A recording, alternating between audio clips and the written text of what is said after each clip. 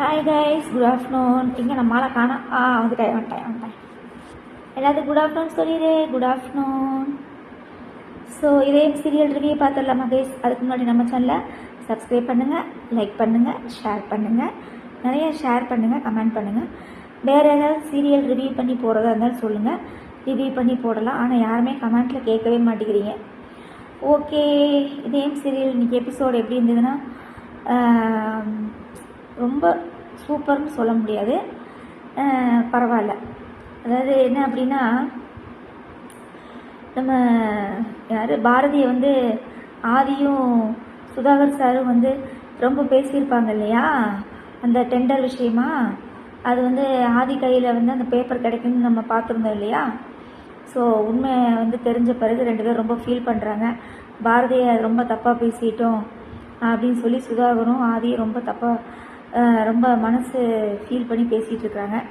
உடனே பாரதியை உள்ளே கூப்பிட்டு ஐம் ஸோ சாரி அப்படின்னு சொன்னோடனே, அதெல்லாம் என்ன புதுசாக சார்லாம் கூப்பிட்றீங்க அப்படின்னோடனே, ஆமாங்க சார், இப்போ ஃப்ரெண்ட்ஷிப் வேறு பிஸ்னஸ் வேறு இல்லையா அப்படின்னு எங்கள் பாஸ் தான் எங்களுக்கு சொல்லி கொடுத்தாரு அப்படின்னு சொன்னோடனே, பாரதி வேண்டாம் அழுதுருவேன் அப்படின்னு சொன்னோடனே ரெண்டு பேரும் சிரிச்சிட்டாங்க. ஸோ 3 பேரும் சிரிச்சிட்டாங்க. அதுக்கப்புறம் ஏதோ கிளைண்ட் மீட்டிங் சொல்லி ஏதோ ரெஸ்டாரண்ட்டுக்கு போக சொல்கிறாரு சுதாகர் சார். அப்போ வந்து பாரதி வந்துட்டு, இல்லை நான் என் குழந்தைங்களோட இந்த மாதிரி வெளியில் போக வேண்டியிருக்கு அப்படின்னு சொன்னோன்னே, அதுக்கப்புறம் அந்த ஆதிக்கு வேறு இந்த ஜூஸ் கொடுக்கணும்ல மாத்திரையில், அதை கேட்டுட்ருக்காங்க. 11 மணிக்கு ஜூஸ் குடிக்க வந்துருங்க ஆதி அப்படின்னு சொல்லிட்டு போயிட்டுருக்காங்க. அதுக்கப்புறம் ரொம்ப சுதாகர் சார் வந்து ரொம்ப ஃபீல் பண்ணிகிட்ருக்காரு. சரி நான் வேணா போய் அட்டன் பண்ணிட்டு வரட்டுமான்னு சொல்லி ஆதி கேட்டோன்னே ரொம்ப சந்தோஷப்படுறாரு. அதுக்கப்புறம் அந்த மீட்டிங் சம்மந்தப்பட்ட ஏதோ கொட்டேஷனை ஏதோ ரெடி பண்ண மாட்டிருக்கு. அதை வந்து இந்த லாவண்யான்ற பொண்ணு வந்து ரெடி பண்ணிகிட்ருக்கு. உடனே வந்து சுதாகர் சார் வந்து, என்னம்மா ரெடி ஆயிடுச்சா லாவண்யா, ஆதி கிளம்பிட்டாப்புல, காரில் இருக்காப்புல அப்படின்னோடனே, பாரதி இது ஆதி சார் கிளம்பிட்டாரா அப்படின்னு சொல்லிட்டு வேகம் பேக்கை போட்டுட்டு, லாவண்யா அந்த இதெல்லாம் கொடு, ப்ராஜெக்டோட இதெல்லாம் கொடு அப்படின்னு சொல்லி கேட்டுட்டு, என்ன பாரதி இப்போ தான் நீங்கள் வந்து எங்கே கிளம்பிட்டீங்க அப்படின்னோடனே, நானும் ஆதி கூட சேர்ந்து கிளைண்ட் மீட்டிங் அட்டன் பண்ண போகிறீங்க, இப்போ தான் நீங்கள் குழந்தைங்களோட வெளியே போகிறேன்னு சொன்னீங்க, இப்போ என்ன கிளைண்ட் மீட்டிங் அட்டன் பண்ண போகிறேன்னு சொல்கிறீங்க அப்படின்னோடனே, ஆதி சார் என்னோடய பாஸ், நான் அவரோட அசிஸ்டண்ட்டு, ஸோ அசிஸ்டண்ட்டு கூட இருந்தால் தான் எப்பயுமே கரெக்டாக இருக்கும் அப்படின்னு சொல்லிட்டு வேகமாக குடுன்னு ஓடிடுறாங்க. ஓடி அப்புறம் ஆதிக்கிட்டே இந்த மாதிரி நம்ம கிளைண்ட் மீட்டிங் அட்டன் பண்ண போகலாம் அப்படின்னோடனே, என்ன நீங்கள் குழந்தைங்களோட வெளியே போகிறீங்களா அப்படின்னா, இல்லை மீட்டிங் தான் ரொம்ப முக்கியம் அப்படின்னு சொன்னோடனே, இப்போ 2 பேரும் காரில் போகிறாங்க. கரெக்டாக ஆதி வந்து மீட்டிங்க்கு போகாமல் பாரதி வீட்டில் நிப்பாட்டுறாப்புல காரை.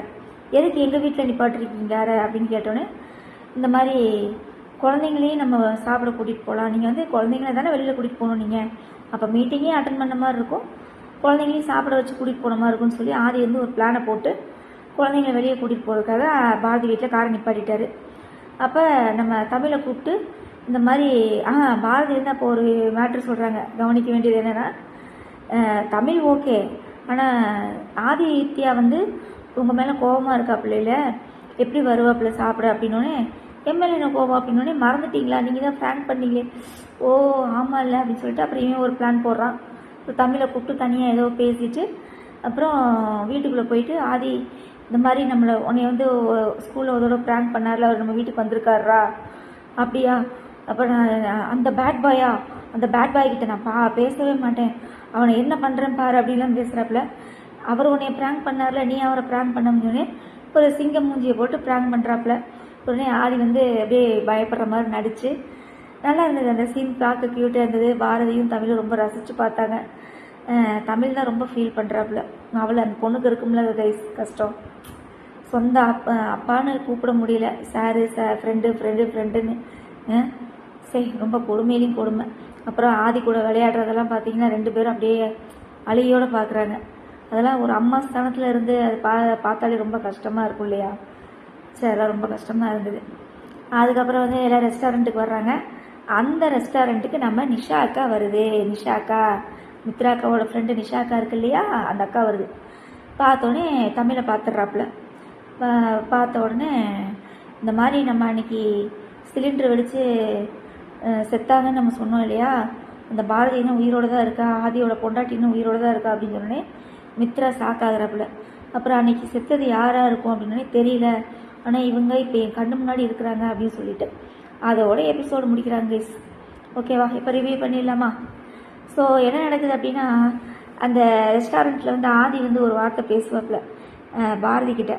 அதான் ஆதித்யா குட்டி ஆதித்யா அந்த பையன் சொல்லும், அம்மா இந்த இந்த ஃப்ரெண்டு ரொம்ப நல்லவராக இருக்கார்லம்மா, நம்ம கூடயே இருந்தால் நல்லா இருக்கும்லம்மா அப்படின்னு சொன்னோன்னே எனக்கே ரொம்ப கஷ்டமாக இருந்தது guys.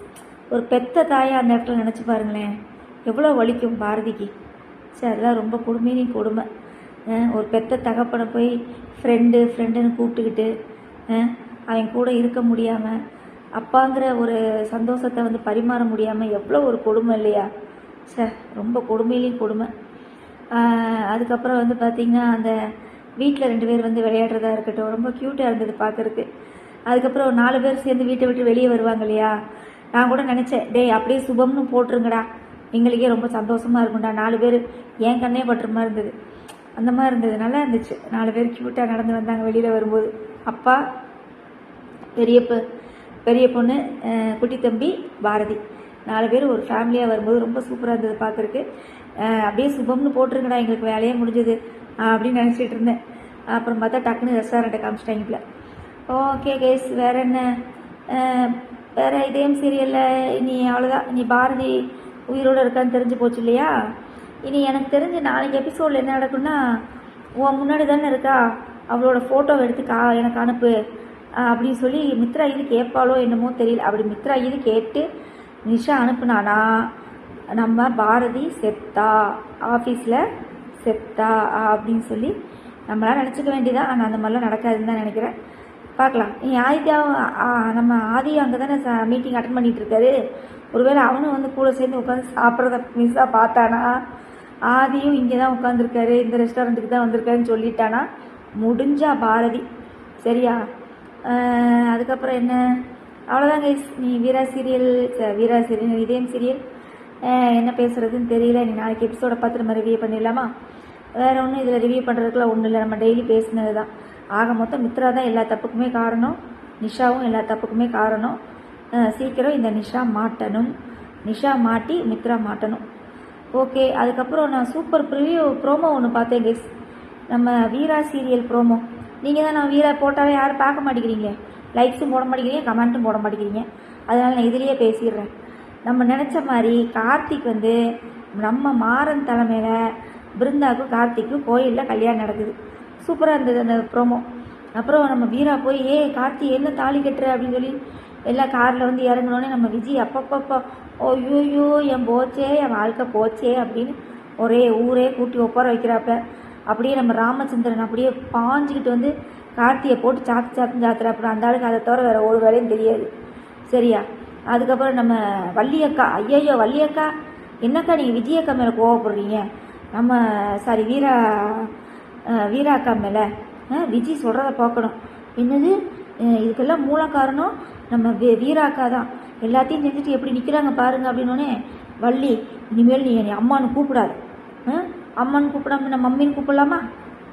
Hi mummy, hi Valli mummy அப்படின்னு சொல்லி கூப்பிட வேண்டியதான். லூசு பக்கிய ராமச்சந்திரனும் வள்ளியும் லூசு பக்கிய. ஓகே கேஸ், நாளைக்கு பார்க்கலாம். ஓகே பாய் சொல்லி எல்லாத்துக்கும் பாய். நாளைக்கு பார்க்கலாம் ரிவ்யூவில். Okay ton.